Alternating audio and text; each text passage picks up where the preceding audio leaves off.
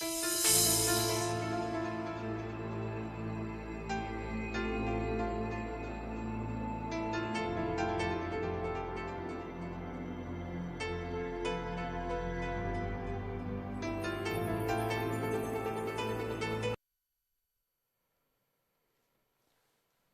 and welcome to today's episode of The Right Side, the show where we take a look at today's news, views, trends, and opinions from a decidedly conservative perspective.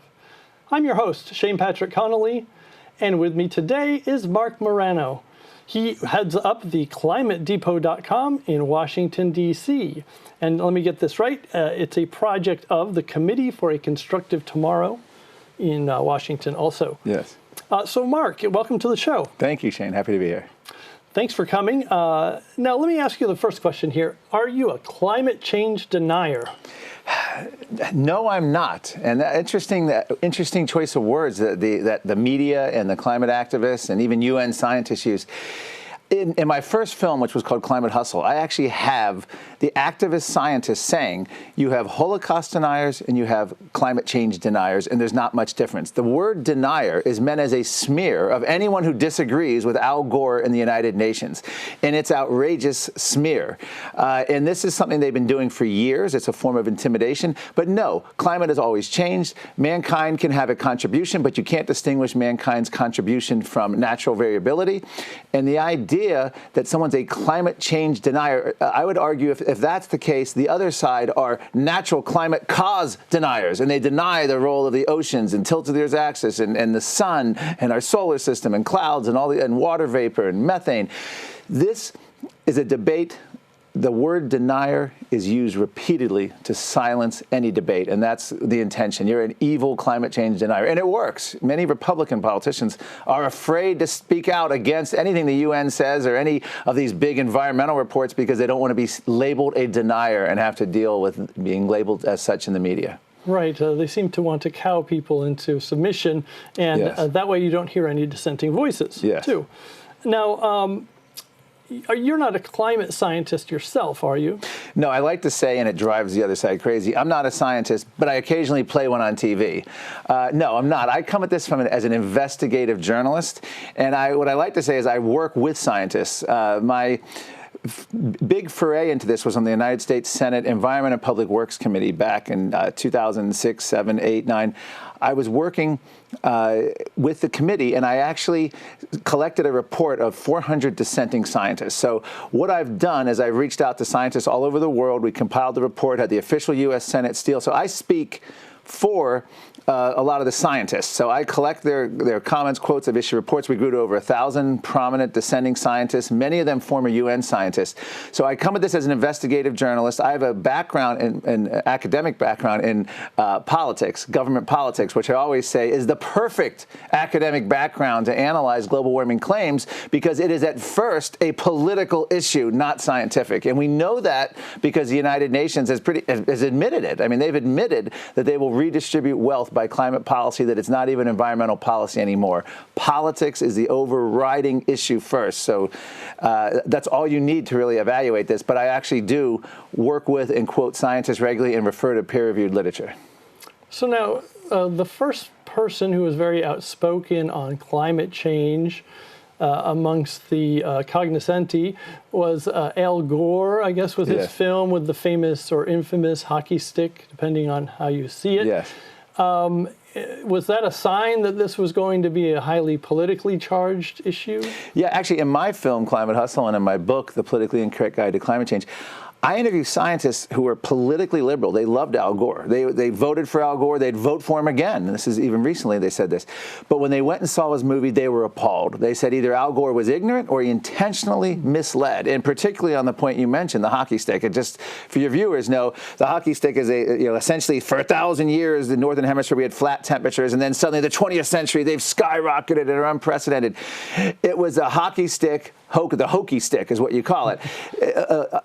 Dozens of studies, scientists from around the world, peer-reviewed studies showed that there was a medieval warm period from 900 to 1300. There was a little ice age. The temperatures were never flat. They fluctuated up and down, and even current temperatures are probably at or near where the medieval warm period was. It was probably a little warmer in the medieval warm period. And the Roman warming about the time of 0 AD was warmer than today. So the idea that humans are causing unprecedented is not valid. You needed that one study that was done by a Penn State professor. Al Gore, of course, amplified it. The UN amplified it. It was a great talking point, and they've been riding that study for several decades now. It's a very effective marketing point, but it is not scientifically valid. In fact, I have a whole chapter in my book dealing with that hockey stick, the idea that humans are causing unprecedented temperature change.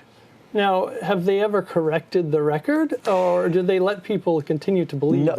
It's a shuffle. The original author, a guy named Professor Michael Mann, will say, well, I never claimed, what other people have claimed. And of course, the UN put it in all their supplemental material. They made it out to the media. The media's claimed it.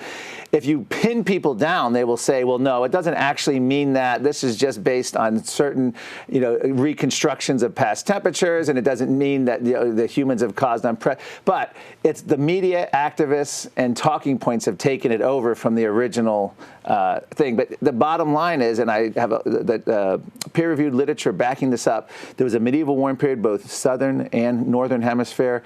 It was a global phenomena. Temperatures as warm or warmer than today. So the idea of a hockey stick does not hold up. The evidence is so overwhelmingly against it, but that doesn't matter. It's a great talking point, and they're not going to give it up. Well, let's talk a little bit more about the data. What's wrong with the data that we're seeing from the prominent advocates of climate change policy today? Okay, well, here's the gist of this. Global warming followed the global cooling scare in the 1960s and late 60s into the 1970s. And that coincided with a cooling trend from about World War II to late 1970s. And then we started warming. The approaching new ice age. Yes, and I have a whole, did a whole thing in my movie about that. Everyone from Walter Cronkite to ABC. The funniest was ABC News in 1976 and 77. In order to prove global cooling, talking about, and it was man-made global cooling. We were essentially, our CO2 emissions from fossil fuels were emitting aerosols, which were blocking the sunlight and creating global dimming. There were people talking about dropping soot on the Arctic ice cap in order so that it wouldn't keep freezing and get bigger. They wanted to try to help melt it.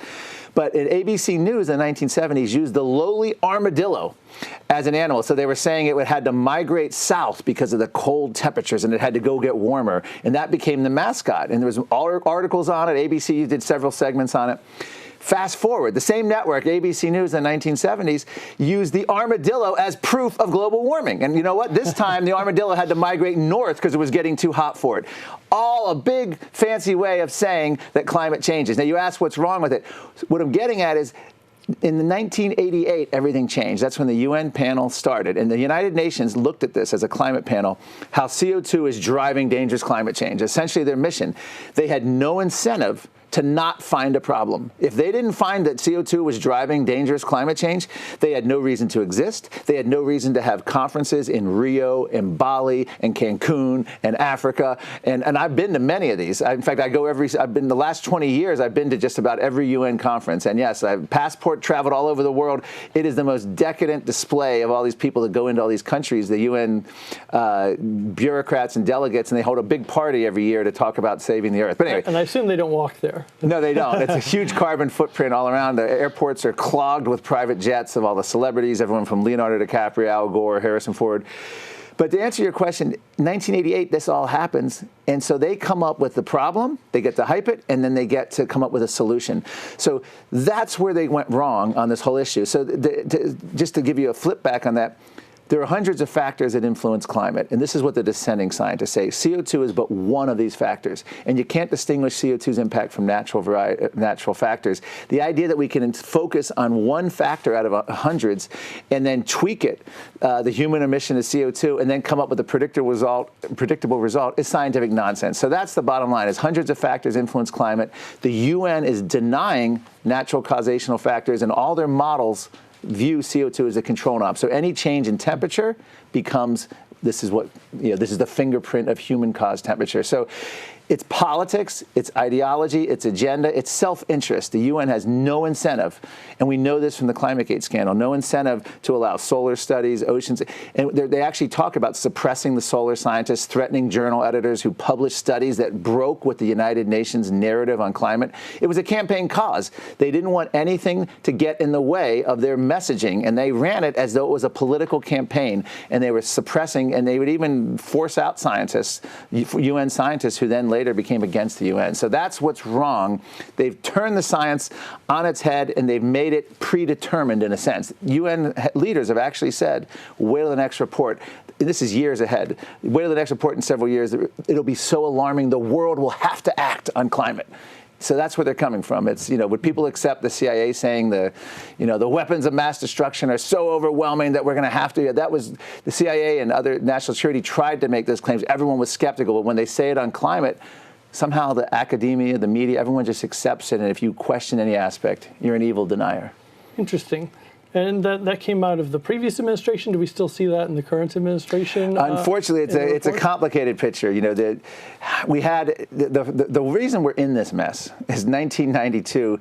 Republican President George H.W. Bush went to the Rio United Nations Earth Summit and signed on to the Rio Summit. And it sounded innocuous at the time. In fact, his chief of staff, John Sununu, don't worry, we're not going to give anything away. This is it. And Bush was in an election year. He didn't want to be seen as against the environment.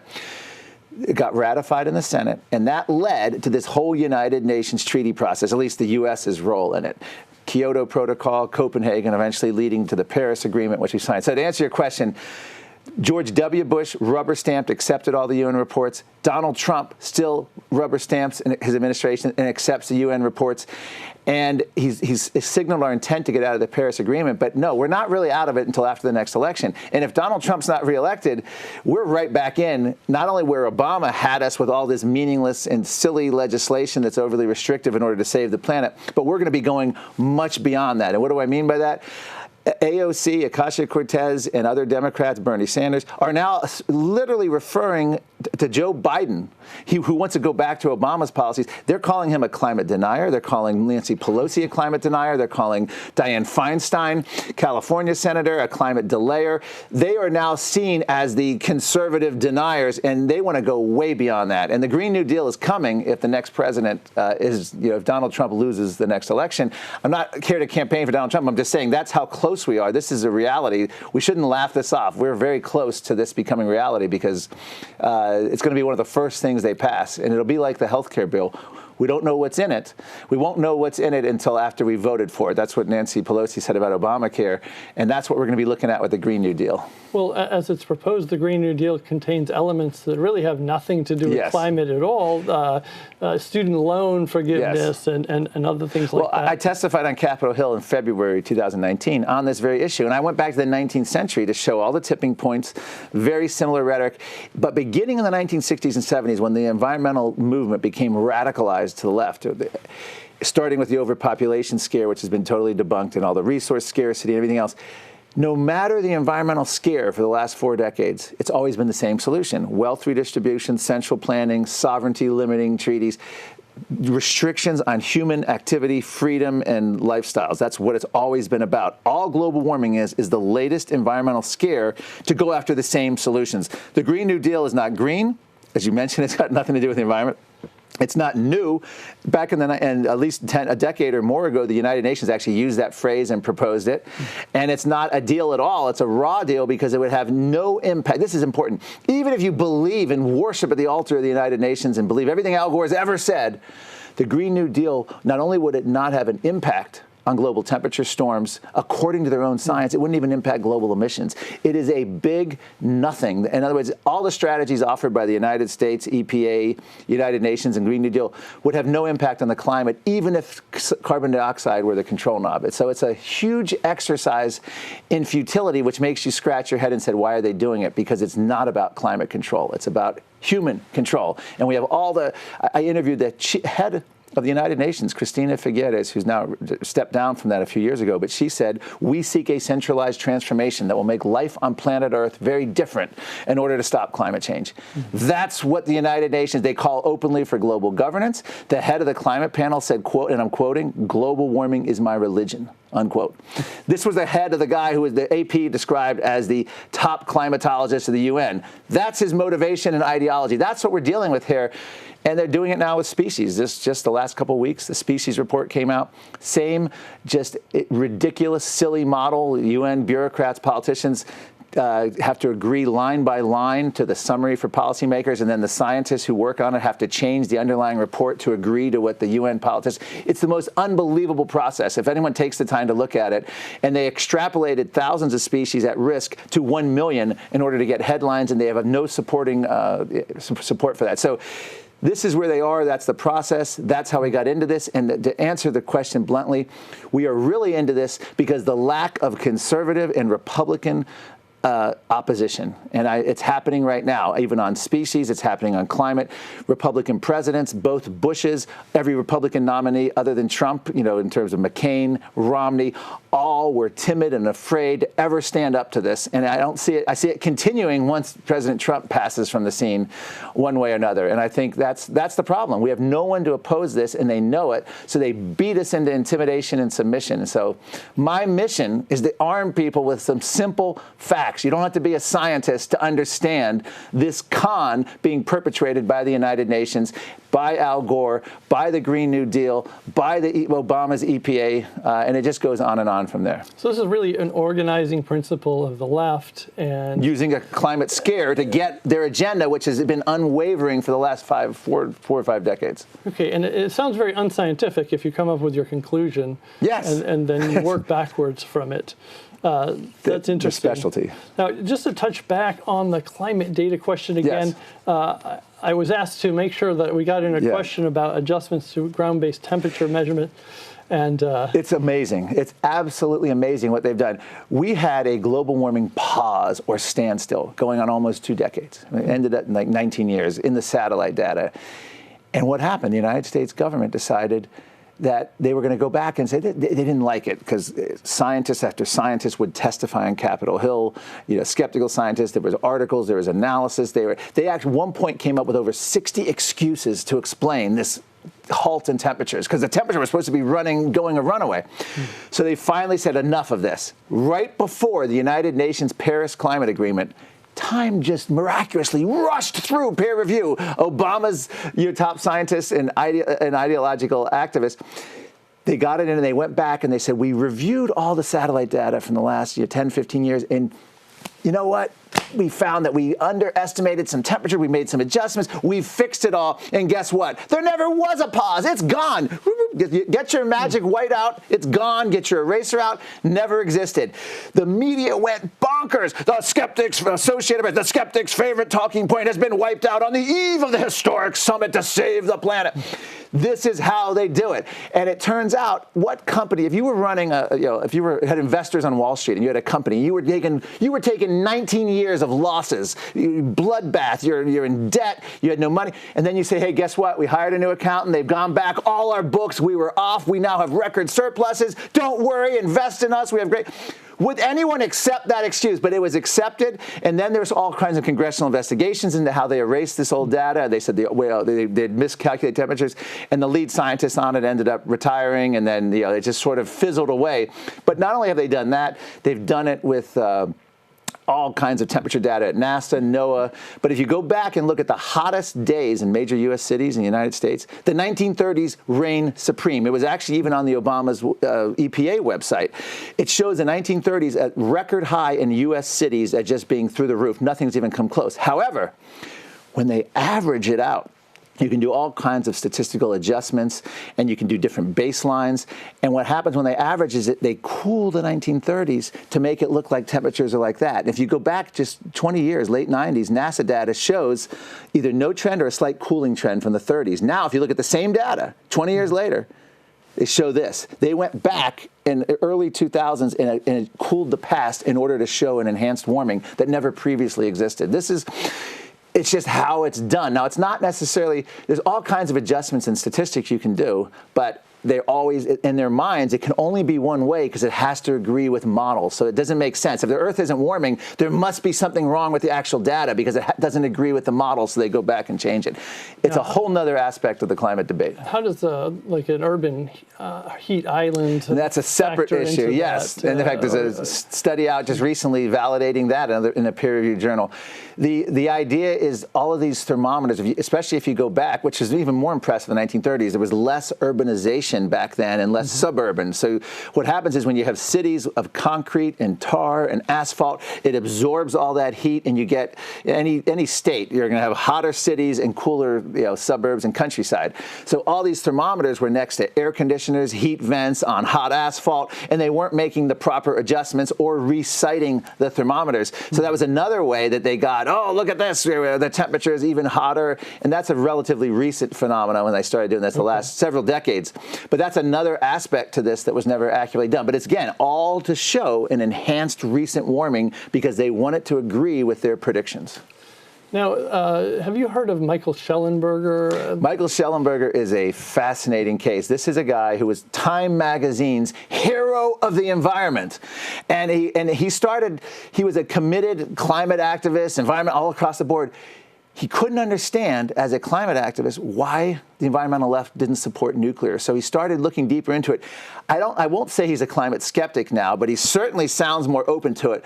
But he is now bashing solar, wind, in the entire environmental left, and he's become a heretic, if you will. And it's probably one of the most important environmental voices out there right now, and he's California grown. I believe he's in San Francisco area. Well, and he's a self-proclaimed progressive. He's a progressive, he's out yes. of Berkeley. He's a fascinating character, and he goes through the birds killing by windmills, all the land space you need. In fact, he just touted the other day on Twitter, this is an interesting concept. ExxonMobil, the other fossil fuel companies, love renewable energy because they need reliable backups for when the wind's not going, the sun's not shining. So fossil fuel companies are going to make sure that they're there to support it. So it's given how the single-digit % of global energy they provide, this is how fossil fuel companies can use the brakes, incentive, and support this without affecting their product because they're going to need a lot more fossil fuels to prop up this so-called renewable energy, which is supposed to save the planet. And Michael Shellenberg's at the forefront of that. So would that create a shift in funds from taxpayers to large corporations? Well, that's perhaps, yes. In fact, that's when. People always say, well, why is ExxonMobil even supports a carbon tax? Well, yeah, ExxonMobil supports a lot of things. Trump picked, and I don't know why, Rex Tillerson as his first Secretary of State. Wasn't there but a year. One of the first things he did a few months into office is he goes to the Arctic and signs a UN declaration on climate change and spouts all this nonsense. This was a guy who supported a carbon tax, who wanted and here's the key line, ExxonMobil wanted a seat at the table at the United Nations. Gee, why do they want a seat at the table? Gee, if you're a major corporation, you can afford the best lobbyists, the best lawyers, you can afford to handle all the regulations coming your way. Guess who can't? All your little upstart competitors and any company smaller than you. So you're actually part of the game. You're not going to be opposed to this. So he was a disaster as Secretary of State. Thank God he either booted himself or got booted. But we're not doing much better with Trump's cabinet. You have Bridenstine at NASA was a global warming skeptic. He wanted to be more accepted. He didn't want to be an evil denier. Before his hearing, he reversed himself and accepted essentially the United Nations claims. You have the current head of EPA who will avoid science at all costs. You have Rick Perry, who was a vocal climate change skeptic who now says he and Al Gore basically agree. He urged President Trump to stay in the UN Paris Agreement. So it's powerful. Even Trump administration can't stand up on the science. They'll stand up on, we don't want more regulation, we don't want economic costs. But that's an incomplete way to fight. It's like fighting with your arm, at least one arm tied behind your back. You're not going to win because you got to go after and expose what is happening here. And what's happening here is this is a concerted political agenda using a climate scare either through Green New Deal or UN regulations, and now they're doing it with species scare of 1 million species extrapolated from a few thousand with no basis and no information on it. This is how they do it, and that's what I'm going to be talking here in California about. So now, how do we find out more about your work on this topic? I know you've written books, as you mentioned. You have films. Where do we find out more about this? Well, you go to Climate Depot. It's the Climate Depot website. It's a daily news and information site. I actually post from both sides, and I have a lot of fun posting all the alarmist stuff as well. And interestingly enough, AOC, Ocasio-Cortez, had said we only have 12 years left or we're all going to die. Well, she just came out this week and now is reversing herself, saying, oh, it was dry humor. I didn't really mean it. You Republicans are so gullible. That's odd because the New York Times, all the media, everyone else in the UN side, we're all claiming this, and we have tipping points going back to 1989. The UN, Prince Charles issued a tipping point. They've always done that cheap, low-grade sale tag. Act now before it's too late. And it is. It's like a mob protection racket. They come to you and they say, we're going to have worse storms, flooding, tornadoes, hurricanes, unless we pay now. And if we pay now, it'll be much cheaper than later on. So we need to, this is like, so in other words, pay us and we'll keep the climate off you. We'll protect you from those climate. You know, it's like you're a small business owner and they come in and say, hey, something bad to happen to your store, you got to pay your protection money. That's carbon taxes, that's Green New Deal, that's the UN treaty. If people can see it that way, and I don't say it, oh, this conservative critic or this, no. I use the United Nations' own words. In my book, I go through and have all of their quotes, and there's shocking examples of them openly admitting this.